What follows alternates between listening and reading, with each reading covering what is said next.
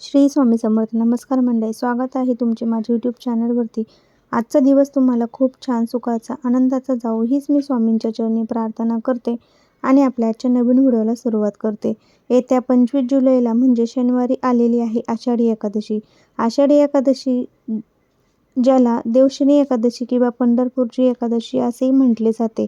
हिंदू धर्मात अत्यंत महत्त्वाची तिथी मानली जाते. ही एकादशी आषाढ महिन्यातील शुक्ल पक्षातील 11व्या दिवशी येते आणि या दिवसापासून चातुर्मासाची सुरुवात होते.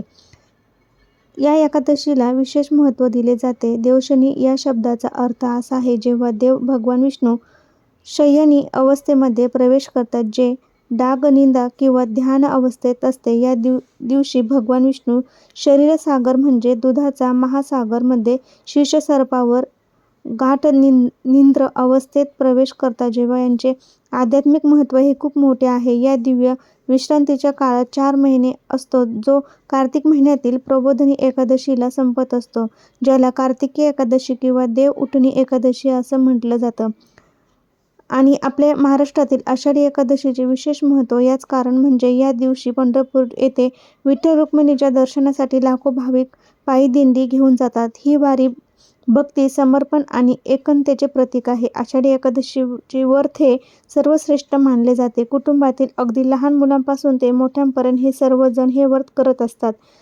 कारण आषाढी एकादशीचे व्रत केल्याने वर्षातील सर्व एकादशींचे पुण्य फळ प्राप्त होते. तसेच या दिवसाचे व्रत केल्याने पापांचा नाश होतो आणि मोक्षप्राप्तीचा मार्ग सुकर होतो, अशी ही धार्मिक मान्यता आहे. पौराणिक कथेनुसार या व्रताचे महत्त्व भगवान विष्णूंनी स्वतः राजा बलीला सांगितले होते. या व्रतामुळे भक्तांना आध्यात्मिक उन्नती आणि सुख-समृद्धी प्राप्त होते.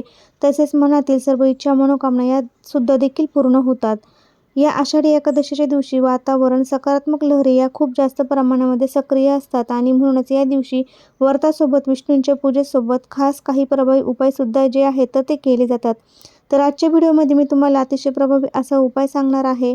शनिवारी आषाढी एकादशीला आपल्याला हा उपाय जो आहे तर तो करायचा आहे. गायला ही एक वस्तू जी आहे तर ती ही वस्तू खाऊ घातल्याने सर्व अडचणी दूर होतात, सर्व मार्गे मोकळी होतात.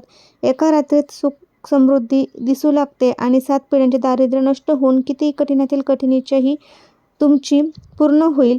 रखडलेली कामे ही पूर्ण होतील. तर अशी कोणती वस्तू जी आहे तर ती आषाढी एकादशीला गायीला खाऊ घालायची आहे. कोणत्या वेळेत हा उपाय करायचा आहे याबद्दलची संपूर्ण माहिती आपण आज पाहणार आहोत. त्यासाठी व्हिडिओ स्किप न करता शेवटपर्यंत नक्की बघा. चॅनलवरती नवीन असाल तर नक्की चॅनलला सबस्क्राईब करा आणि शेजारी बेल आयकॉन देखील प्रेस करा, म्हणजे जेव्हा कधी मी नवीन व्हिडिओ अपलोड करेल त्याचं नोटिफिकेशन सर्वात अगोदर तुम्हाला मिळेल आणि एक पण व्हिडिओ तुम्ही मिस करणार नाही. तर हा उपाय आपल्याला आषाढी एकादशीलाच करायचा आहे. अगदी सकाळपासून ते संध्याकाळपर्यंत जेव्हा तुम्हाला शक्य होईल तेव्हा तुम्ही ही एक वस्तू गायीला खाऊ घालायची आहे.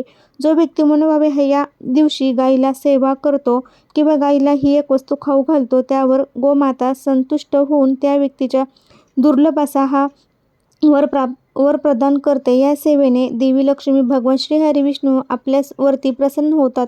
आषाढी एकादशीच्या दिवशी गोसेवेला अनन्यसाधारण महत्त्व आहे. कारण आपल्या शास्त्रामध्ये असे म्हटले जाते की ज्यांच्या घरी गाय त्यांच्या विठ्ठलाचे पाय आणि आषाढी एकादशी ही आपल्या विठ्ठला समर्पित आहे. भगवान श्री हरी विष्णू आणि विठ्ठलाचेच एक अवतार आहेत आणि म्हणूनच या दिवशी गायीची सेवा ही प्रत्येक घरामध्ये आवर्जून केली जाते.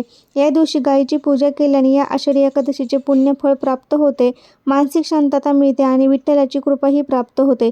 एवढेच नाही तर गायीच्या शारीरिक 33 कोटी देवांचा वास असतो. त्यामुळे आषाढी एकादशीच्या दिवशी गायीच्या सेवेत सर्व देवतांची पूजा केल्याने पुण्य प्राप्त होते आणि म्हणूनच आपल्याला या दिवशी हा जो उपाय आहे तर तो आवर्जून करायचा आहे. कारण या आषाढी एकादशीच्या दिवशी गोसेवेस खूप मोठे धार्मिक महत्त्व आहे. जर भरपूर दिवसापासून तुमच्या मनामध्ये एखादी इच्छा असेल आणि तुमची इच्छा पूर्ण करण्यासाठी तुम्ही भरपूर प्रयत्न कष्ट करत असतील, पण तुमची कोणती इच्छा पूर्ण होत नसेल, तर आपल्या मनातील किती कठीणातील कठीण इच्छा ही ताबडतोब पूर्ण करण्यासाठी हे उपाय आपल्याला करायचा आहे. हा उपाय खूप जास्त प्रभावी मानला जातो. मग तुमची इच्छा नोकरी संदर्भात असो किंवा धनप्राप्ती असो किंवा मुलांची प्रगती होण्याबद्दल असेल किंवा घर खरेदी करण्याबद्दल असेल, कोणतीही इच्छा असेल ती नक्कीच पूर्ण होईल. त्यासाठी हा उपाय जो आहे तर तो आपल्याला करायचा आहे.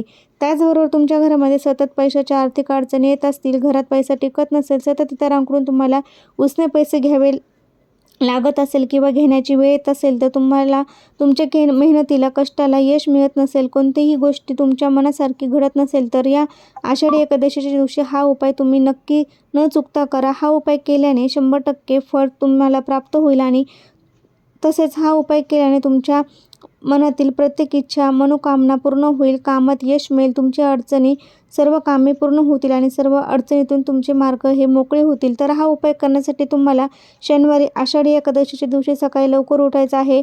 अंथरुणावरतीच बसून तुम्हाला दोन्ही हात जोडून भगवानांचे आभार मानायचे आहे की त्यांनी हा पवित्र दिवस आम्हाला दाखवला. यानंतर तुम्हाला अंघोळीचं पाणी काढायचं आहे. अंघोळीच्या पाण्यामध्ये थोडीशी हळद, तुळशीचं एक पान टाकायचं आहे आणि घालून स्नान करायचं आहे.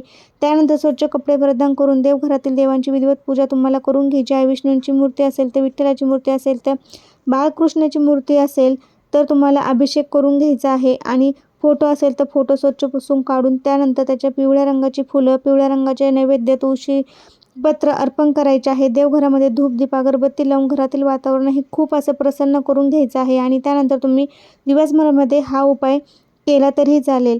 तर हा उपाय कसा करायचा आहे, थोडंसं वाटीमध्ये कुंकू घ्यायचं आहे आणि त्या कुंकवात गंध तयार करून घ्यायचा आहे आणि थोडंसं पाणी टाकून तुम्ही गंध तयार करून घेऊ शकता.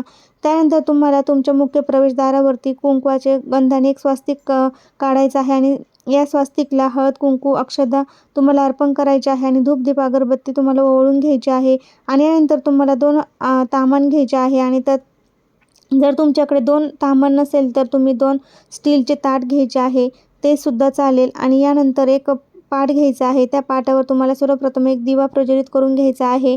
दिवा प्रज्वलित केल्यानंतर त्या पाटावर आपल्याला भगवान विष्णूंची मूर्ती असेल किंवा विठ्ठलाची मूर्ती असेल तर ठेवायची आहे. ठेवल्यानंतर पाटावरती पिवळ्या रंगाची किंवा लाल रंगाचे वस्त्र अंथरायचे आहे आणि त्यावर तुम्हाला विठ्ठलाची किंवा भगवान विष्णूंची किंवा बाळकृष्णाची मूर्ती आहे तर ती त्या ठेवायची आहे आणि हा उपाय आपल्याला आपल्या देवघरासमोरच करायचा आहे. त्यामुळे सर्वप्रथम पाटावरती एक दिवा प्रज्वलित करून घ्यायचा आहे. त्यानंतर आपण जे 2 ताम्हाण घेतलेले आहे किंवा ताट आहे तर ते घेतलेलं आहे तर त्यामध्ये थोडंसं कुंकवाने आपल्याला एक स्वास्तिक काढून घ्यायचं आहे. ताटाला स्वास्तिक भगवान विष्णूंसाठी आणि दुसऱ्या ताटाला स्वास्तिक माता लक्ष्मीसाठी असे तुम्हाला 2 ताटामध्ये 2 स्वास्तिक काढून घ्यायचे आहे कुंकवाने. त्यानंतर स्वास्तिकला मध्ये 4 बिंदू आणि कड्याच्या 2 लाईनीसुद्धा द्यायच्या आहेत. स्वास्तिक, हळद, कुंकू, अक्षतासुद्धा अर्पण करून घ्यायचे आहे. त्यानंतर तुम्हाला गुळाचे 2 खडे घ्यायचे आहे आणि त्या स्वास्तिकच्या मधोमध तुम्हाला हे 2 गुळाचे खडे जे आहेत तर ते ठेवायचे आहे.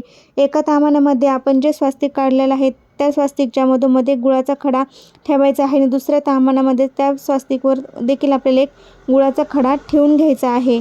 तर तुम्हाला आता नक्की समजलं असेल कुठे ठेवायचं आहे आणि हा उपाय करण्या अगोदर 1 ते 2 तास थोडीशी चणा डाळ आहे तर ती आपल्याला भिजत घालायची आहे आणि ती भिजलेली चणा डाळ जी आहे तर ती सुद्धा तुम्हाला या गुळाच्या खड्या शेजारी थोडी थोडी ठेवायची आहे.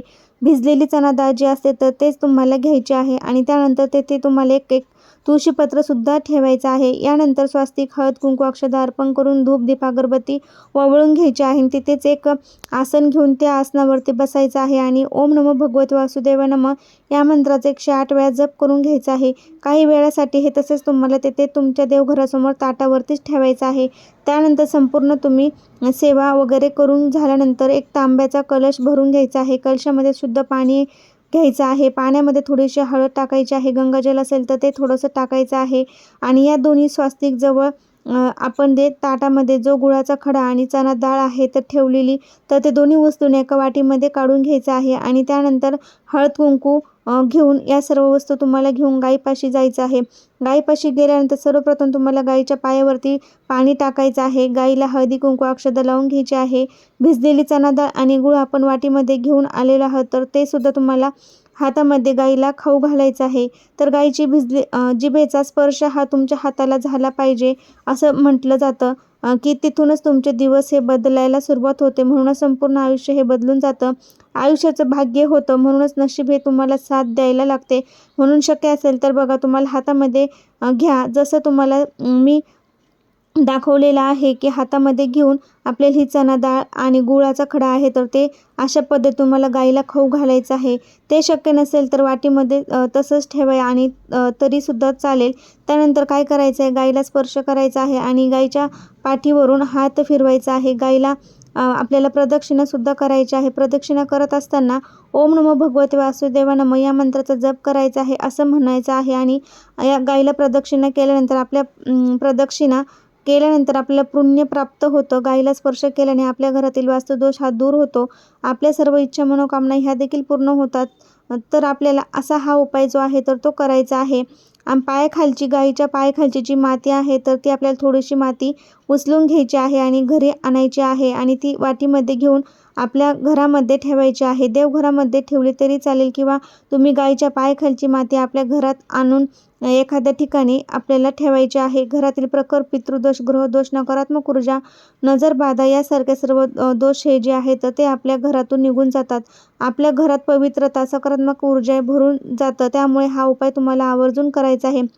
दुसऱ्या दिवशी ती माती तुम्ही तुळशीच्या कुंडीमध्ये किंवा इतर झाडांच्या कोणत्याही कुंडीमध्ये टाकून दिली तरी चालेल. पण हा एक उपाय तुम्हाला आवर्जून आषाढी एकादशीला करायचा आहे. खूप जास्त प्रभावी असा हा उपाय आहे. त्यामुळे तुम्ही प्रत्येकाने हा उपाय आषाढी एकादशीला नक्की करून पहा. तुमची छोटीशी सेवा जी आहे तर ती तुमच्या आयुष्याचं सोनं करेल.